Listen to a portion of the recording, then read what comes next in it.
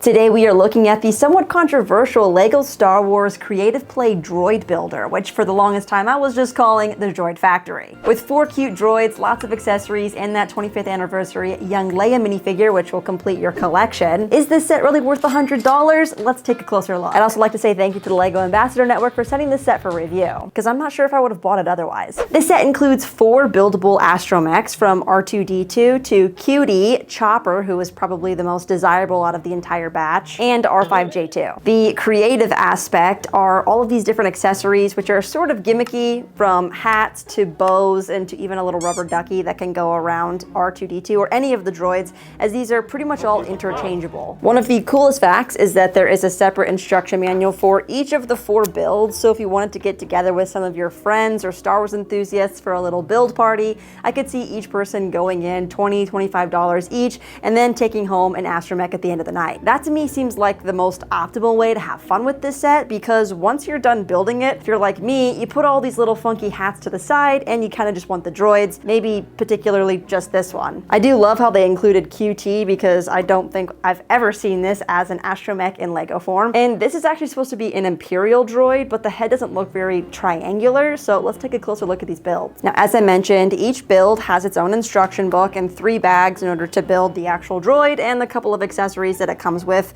This R2-D2 is very nicely built. I do think the struts on all of the droids are a little bit chunky, and they all follow a very similar build pattern. The included accessories for R2 are these headphones and this inflatable duck, which can go right around his torso section, and then the wheel clips on right underneath, which I think is a really good build. It's very interchangeable, it works, and it looks goofy. Honestly, the R2 one is kind of a vibe. As if their legs weren't chunky enough, you can also add on these jet thrusters to R2, and I suppose that is something that you could add to the other ones as well. QT pretty much follows the exact build instructions to the T, with some color swapped parts in pink and a few variations for the details and greebling. One of the other things the instruction shows is that even the struts are interchangeable, not just the accessories, which does make this very interesting and somewhat reminiscent of the Galaxy's Edge Droid Builder Workshop, where you can mix and match various colors to make either a BB droid unit or the R2 unit. QT's accessories are this big, ridiculous looking flower hat and these massive sunglasses, so that is quite the look.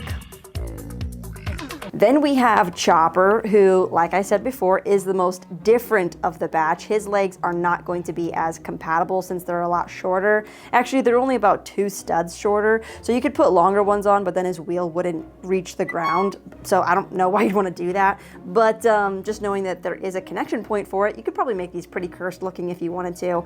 His little arms on his head are just so tiny and cute. All of their heads do rotate fully, which you would expect, and he's got that wheel on the front to help him scoot along. His recommended accessories are this cowboy hat, which seems very fitting for Chopper's sassy attitude, and this mustache, which goes with the cowboy hat really well. Now, because Chopper has these cute little arms, he can also hold this ice cream cone and this balloon, which to me starts to look a little bit too tacky. In fact, just the cowboy hat itself is a fairly nice look for Chopper. Then we have R5, who again is supposed to be an Imperial droid, so his accessories include this purple top hat and a very classy bow tie, which I'm kind of indifferent on. I do think it looks nice on his black profile. Oh, he also has stud shooters on his legs, which is kind of an interesting inclusion. And for my 3 favorite accessories, square goggles, cowboy hat, and rubber ducky. I think one of the funniest inclusions is this red hat. It's a trucker hat, and it just, if you're an American, you can't help but think that a big red trucker hat looks like one very prominent political candidate